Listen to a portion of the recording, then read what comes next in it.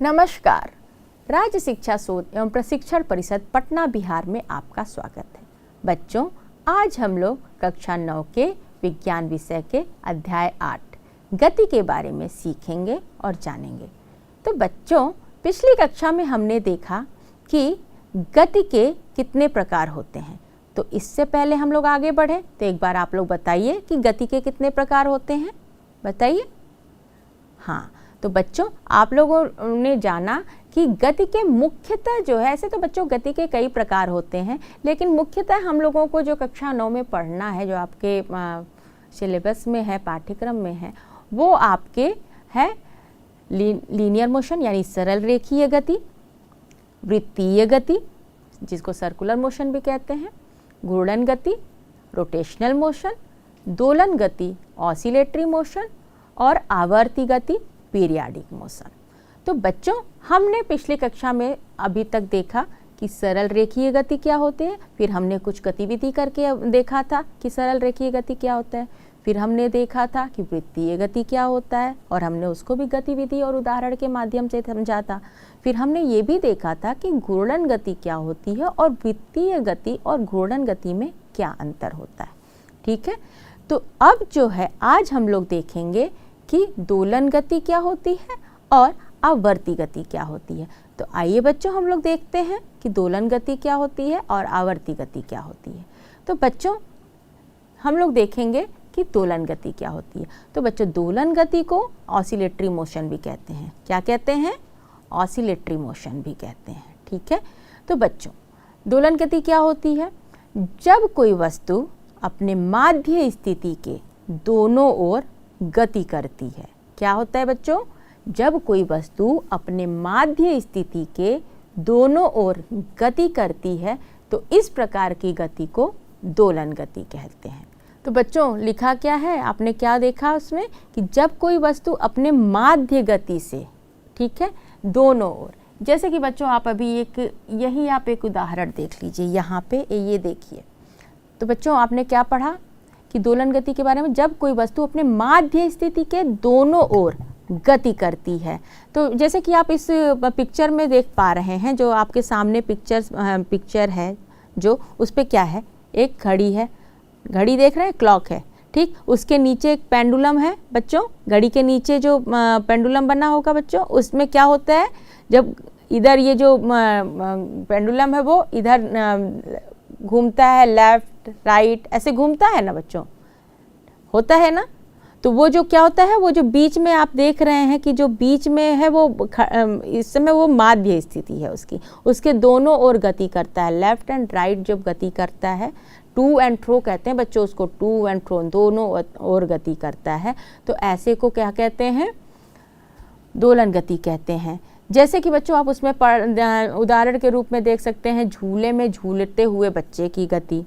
अभी हम लोग इसको समझेंगे कि किस तरीके से। फिर आप उदाहरण देखिए, किसी स्प्रिंग में लटके हुए पिंड की गति, कि जब कोई स्प्रिंग रहता है उसमें कोई पिंड, अगर कोई भी वस्तु छोटा सा होता है उसको पिंड कहते हैं, तो उसमें जो है अगर कोई लटका रहता है तो वो उस गति को भी दोलन गति कहते हैं, वो भी हम लोग अभी समझेंगे।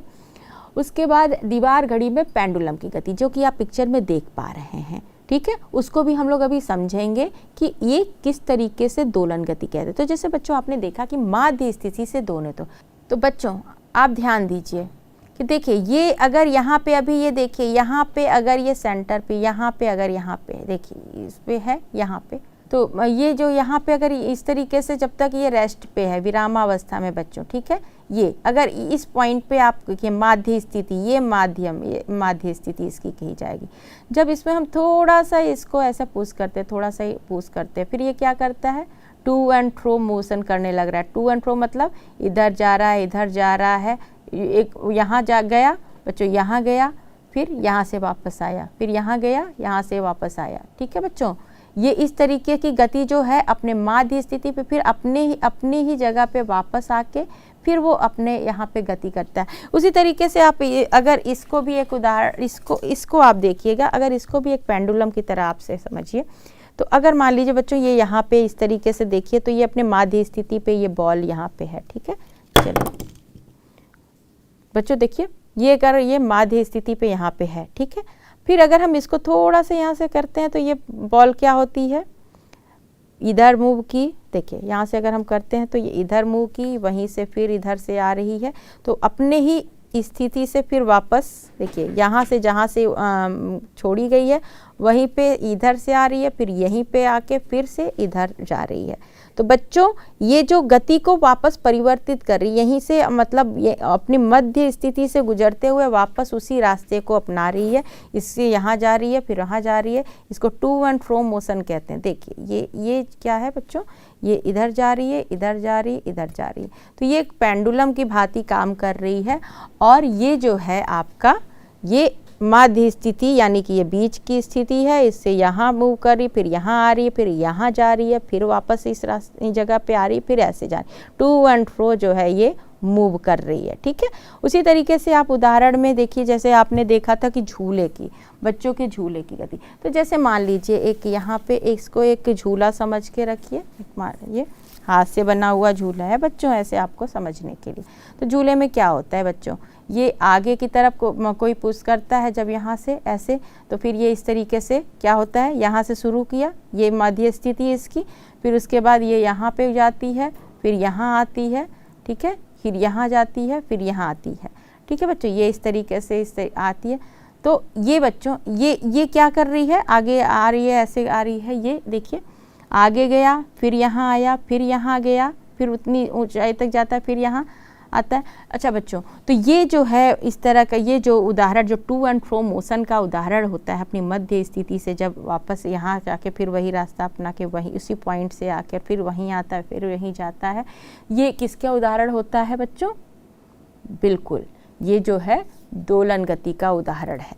ठीक है, किसका उदाहरण है? दोलन गति का।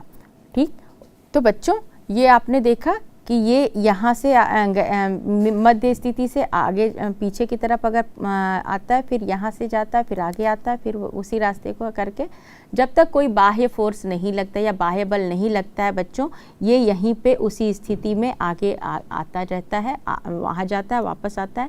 तो बच्चों ये हम लोग आगे देखेंगे कि आगे की कक्षा में देखेंगे कि क्यों आके फिर वो रुक जाता है, उस पर एक बाह्य फोर्स, कोई फ्रिक्शन है या एयर फ्रिक्शन, ये सब का रोल प्ले करता है जिसके कारण वो वापस रुक जाता है। लेकिन अगर कोई बाह्य बल नहीं लगेगा तो ये इसी तरीके से मूव करता रहेगा, इसी की गति करता रहेगा, टू एंड फ्रो गति करता रहेगा। इसी तरीके से बच्चों ये पेंडुलम में भी आप देखेंगे कि ये इधर ऐसे ऐसे गति करता है, और ये अगर जब कोई बाह्य बल नहीं अगर इस पे लगेगा बच्चों, तो ये इसी तरीके से टू एंड फ्रो गति करता रहेगा। और ये एक सिंपल हार्मोनिक मोशन का भी उदाहरण है बच्चों, ये हम लोग आगे की कक्षा में देखेंगे। ठीक है, ये कि दो एक्सट्रीम पॉइंट्स पे यहाँ जाता है, ये जाता है, तो उसको हम लोग विस्तार से उसको समझेंगे।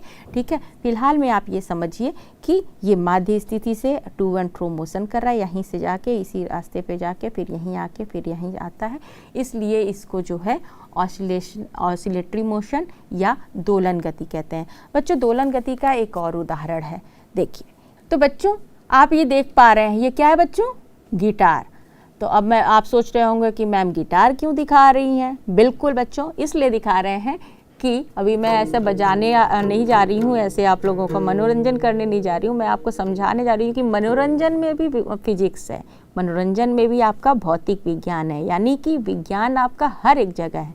तो यहाँ पे जो है आपका ये जो गिटार है वो भी आपके ऑसिलेटरी मोशन यानी कि दोलन गति का उदाहरण है। कैसे है चलिए देखते हैं।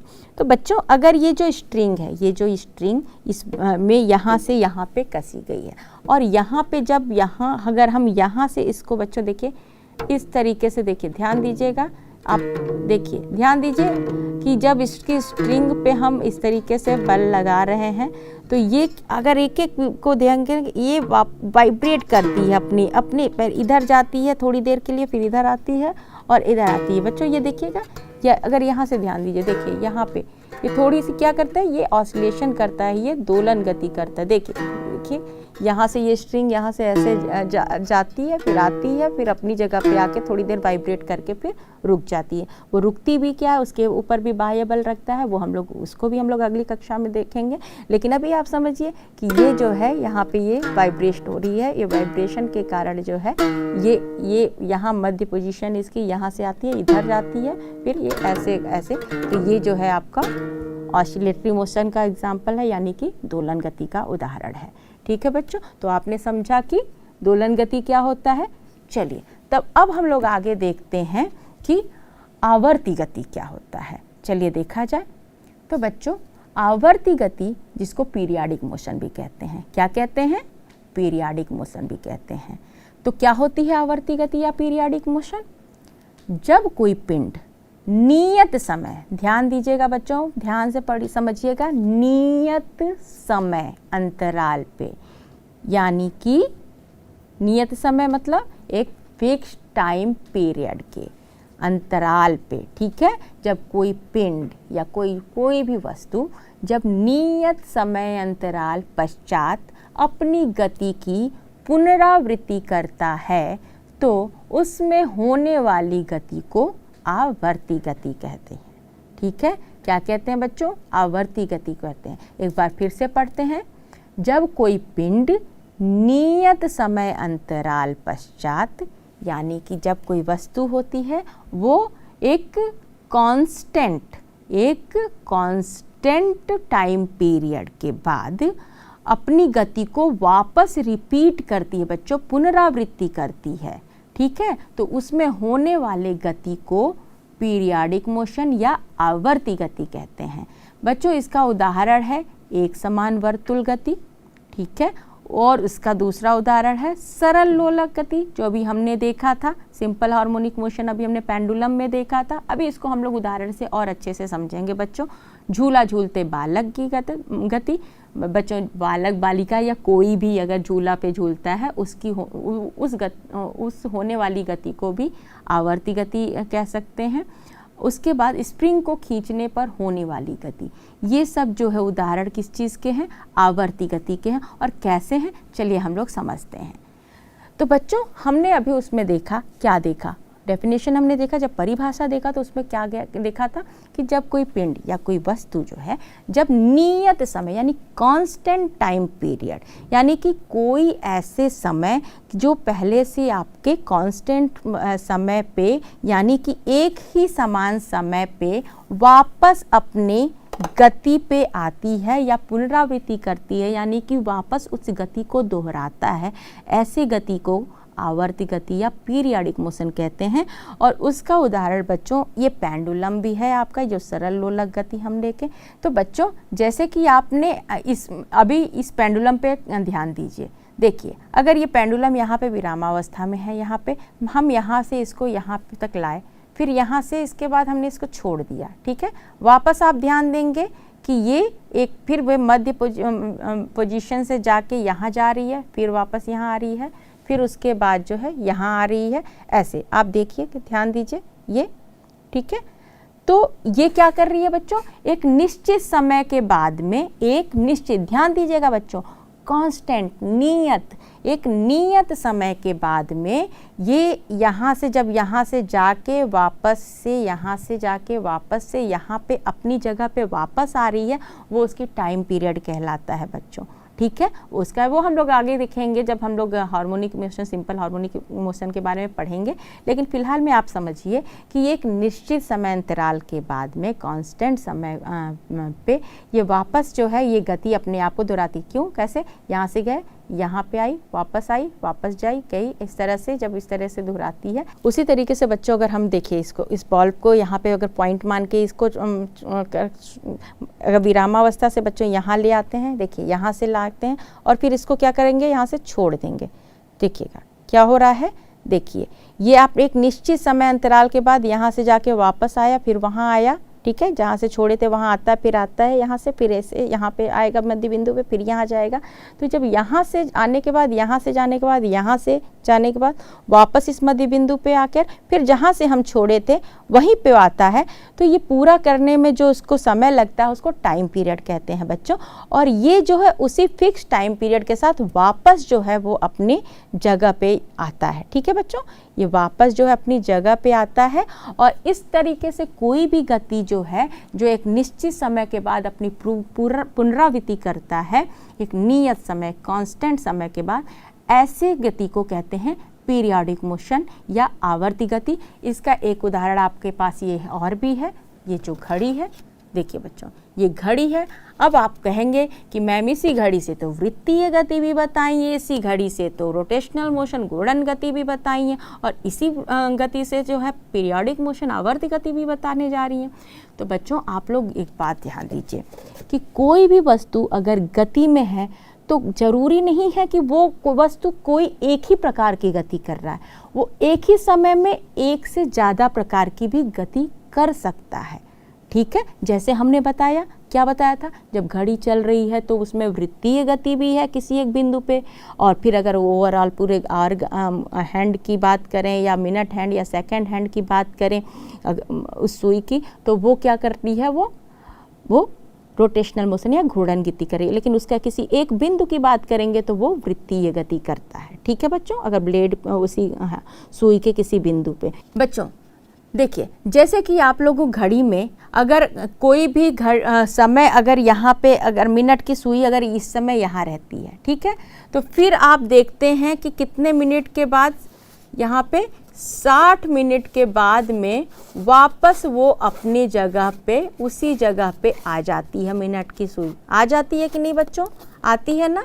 ठीक है, उसी तरीके से यहाँ पे देखिए, उसी तरीके से घंटे की सुई अगर ये 12 घंटे वाली घड़ी रहती है तो 12 घंटे के बाद में फिर से अपने उसी जगह पे आ जाती है।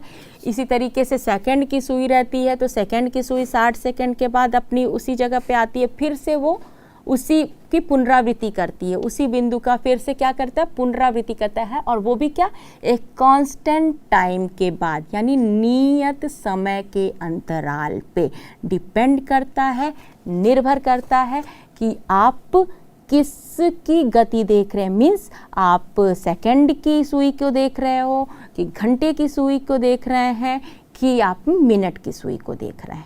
ठीक है, यानी कि अगर जब कोई भी वस्तु या कोई पिंड जब अपने निश्चित समय अंतराल पे अपनी गति को पुनरावृत्ति कर रहा है तो उसको पीरियोडिक मोशन या आवर्त गति कहते हैं। इसी तरीके से बच्चों आप लोगों का उदाहरण जो हमारी पृथ्वी है कि नहीं, अभी आप बोलेंगे कि पृथ्वी को तो आपने घूर्णन गति के लिए किया था उदाहरण में। अब हम आपको बताते हैं कि हमारी पृथ्वी की गति को ही हम पीरियोडिक मोशन या आवर्त गति के रूप में कैसे बता सकते हैं। तो आप देखिए, तो बच्चों जैसे कि हम लोग जानते हैं कि हमारी जो पृथ्वी है अपने अक्ष पे घूमती है, पता ही है, और हमने घूर्णन गति के उदाहरण में भी देखा था। क्या देखा है कि हमारी पृथ्वी जो है अपने अक्ष पे घूमती है। फिर हम भी ये भी जानते हैं कि हमारी जो नेचुरल सैटेलाइट हमारी पृथ्वी के है वो चंद्रमा यानी मून, वो हमारी पृथ्वी के चारों तरफ ऐसे चक्कर लगाते हैं। ठीक है, और हमारी पृथ्वी अपने अक्ष पे ऐसे चक्कर लगाता है।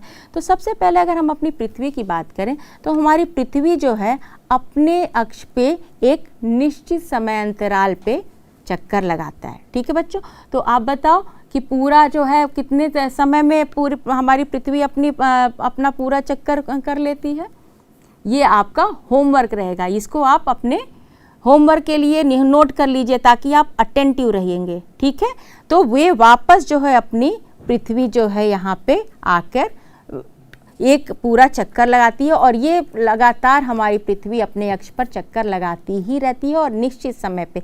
इसी तरीके से हमारे चंद्रमा जो है वो हमारी पृथ्वी के किनारे किनारे चक्कर चारों ओर चक्कर लगाते हैं, वो भी एक फिक्स टाइम इंटरवल पे, एक निश्चित समय अंतराल पे। और ये भी बच्चों आपका होमवर्क रहेगा कि आप बताइएगा, इसको नोट करिए कि हमारी चंद्रमा जो है पृथ्वी के किनारे चक्कर लगाती है और वो कितने समय के बाद में वापस जो है अपने उसी स्थिति में आके वापस जो है वो चंद्रमा का चक्कर लगाती है। ये आपका होमवर्क रहेगा और इसको आप निश्चित रूप से आप करिएगा और मुझे अगली कक्षा में बताइएगा, ठीक है।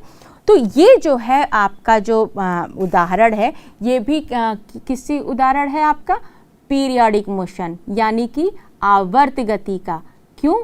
क्योंकि ये निश्चित समय के बाद में वापस उसी स्थिति में आके और उसी मार्ग को अपनाती है, यानी उसी गति को फिर से वो दोहराती है। इसलिए ये किसका उदाहरण हो गया बच्चों? बिल्कुल, ये हमारा जो है पीरियाडिक मोशन का उदाहरण हो गया, यानी कि आवर्त गति का उदाहरण हो गया। तो बच्चों इस तरीके से हमने ये देखा कि कोई भी वस्तु जो है वो एक ही समय में अलग अलग तरह की गति कर सकती है। और इसी तरीके से अगर आप एक उदाहरण अच्छा अब एक ये बताइएगा, जैसे मान लीजिए अगर ये आप एक मान लीजिए कोई एक ऐसे ही कोई कार है, ठीक है, ये इस तरीके से अगर ये मूव कर रहा है, देखिए ये अगर इस तरीके से मूव कर रहा है, ये चल रहा है, ठीक है, देखिएगा, देखिए बच्चों अगर ये देखिए ये यहाँ से देखिएगा, ध्यान दीजिएगा, इस व्हील इस चक्के को ध्यान दीजिएगा, ये अगर ये ऐसे ऐसे चल रहा है और आगे बढ़ रहा है, पीछे वाले चक्के को ध्यान दीजिएगा। अब आप हमको बताइए कि ये जो गति है, ये जो गति है बच्चों इस कार की, टॉय कार की, ये बताइए ये गति किस तरह का उदाहरण रहेगा, बताइएगा। देखिए ध्यान दीजिए, क्या आपने क्या बोला? ये रोटेशनल मोशन यानी कि घूर्णन गति। बिल्कुल ये घूर्णन गति भी है बच्चों, और कैसे है देखिएगा, ये घूर्णन गति भी है, लेकिन हमने क्या देखा था घूर्णन गति पे? घूर्णन गति में हमने देखा है कि घूर्णन गति में कोई भी जो है वस्तु जो है अपने अक्ष पे, अपने अक्ष यहाँ पे क्या है, ये अक्ष है, ठीक है, इस एक्सिस पे ये घूम रहा है, ठीक है।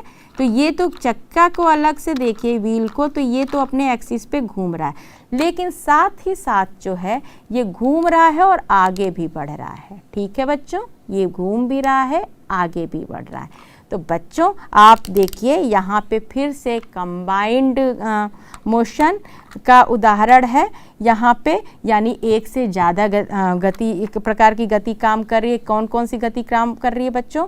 यहाँ पे सरल रेखीय गति, यानी ये आगे की तरफ भी बढ़ रही है बच्चों, घूम भी रही है अपने एक्सिस पे, और आगे की तरफ, यानी ये देखिएगा ये चक्का घूम भी रहा है, ये देखिए ये रोटेशनल मोशन भी कर रहा है यहाँ पे, यानी घूर्णन गति भी, और उसके साथ में आगे भी बढ़ रहा है, यानी घूर्णन गति और सरल रेखीय गति भी ये साथ में ही, यानी कि रैखिक गति भी साथ में ही कर रहा है, ठीक है बच्चों। तो बच्चों इसी तरीके से जब हमने फ़ैन का एग्जाम्पल लिया था, यानी कि जब पंखे का उदाहरण लिया था, और उसके लिए हमने ये बताया था कि पंखा जो है वो किस तरह का मोशन करता है, घूर्णन गति करता है, यानी कौन सी तरह के मोशन करता है, रोटेटरी मोशन करता है, और साथ में वो सर्कुलर मोशन भी, उसके एक एक पॉइंट की बात हमने किया था, वापस उसके बारे में नहीं बात करेंगे क्योंकि आपको अच्छी तरीके से उसको समझ चुके हैं। लेकिन आज हम अगेन और फिर से हम उसी का उदाहरण लेते हैं। अगर उस पंखे को ही हम जब उदाहरण लेते हैं, उसी तरीके से स्पिनर को हम देखेंगे, अगर हम इसको मान के चले यहाँ पे ऐसे, तो बच्चों अगर हम यहाँ पे इसको देखिए, अगर इस पॉइंट को देखते हैं, इस बिंदु को देखते हैं, ठीक है, और ये हम यहाँ से इसको इस तरीके से यहाँ पे एक इस तरीके से छोड़ते हैं, यहाँ देखिए इस तरीके से, यहाँ पे इस तरीके से बल लगाते हैं और वो इस तरीके से मूव कर रहा है, तो क्या हो रहा है बच्चों? देखिए थोड़ी देर के बाद अगर इसी पॉइंट को देखिए तो वापस ये यहाँ से मूव किया और ये वापस यहाँ आया बच्चों, फिर वापस यहाँ मूव किया और वापस यहाँ आया, ठीक है। अगर इस बिंदु को सोचते हैं, इसी तरीके से हर एक बिंदु को बोलेंगे कि यहाँ आया वापस आया, तो ये देखिए अगर इसको मान के चलते हैं तो ये इस तरीके से जो है ये भी एक निश्चित समय अंतराल के बाद ये वापस इसी जगह पे इसी मार्ग को अपनाता है, इसी स्थिति में वापस आता है, और वो भी एक निश्चित समय के बाद में। तो ये जो उदाहरण है बच्चों, ये भी एक आवर्ती गति यानी कि पीरियाडिक मोशन का उदाहरण है। इसी तरीके से पंखा भी, अगर आप एक कांस्टेंट स्पीड में आप कांस्टेंट गति में यानी 2 पे, 3 पे, 4 पे, 5 पे फिक्स कर देंगे बच्चों, तो वो जो है एक आवर्त गति का उदाहरण है। वो एक उसकी जो ब्लेड्स होती हैं, उसकी जो पत्तियां होती हैं, एक निश्चित समय पे वापस उसी स्थिति में आती होंगी, फिर से उसको रोटेट करके वापस वो वहीं पे आती हैं, तो वो भी आपके पीरियाडिक मोशन का यानी कि आवर्त गति का उदाहरण है। तो इस तरह से बच्चों आपके दैनिक जीवन में जितनी भी आप गति होते हुए देखते हैं, आपके इर्द गिर्द जो भी वस्तुएं गति में हैं, वो तरह तरह की अलग अलग प्रकार की गति की अवस्था में होती हैं। ठीक है बच्चों, तो उम्मीद है कि आप लोग गति के प्रकार को अच्छी तरीके से समझे होंगे। तो बच्चों मैंने होमवर्क आपको ऑलरेडी दिया हुआ है, आप उसको निश्चित रूप से करके देखिएगा और उसको करके आइएगा। ठीक है, तो चलिए फिर मिलते हैं अगली कक्षा में कुछ और भौतिक विज्ञान की जानकारियों के साथ। तब तक आप लोग हंसते रहिए और मुस्कुराते रहिए। नमस्कार।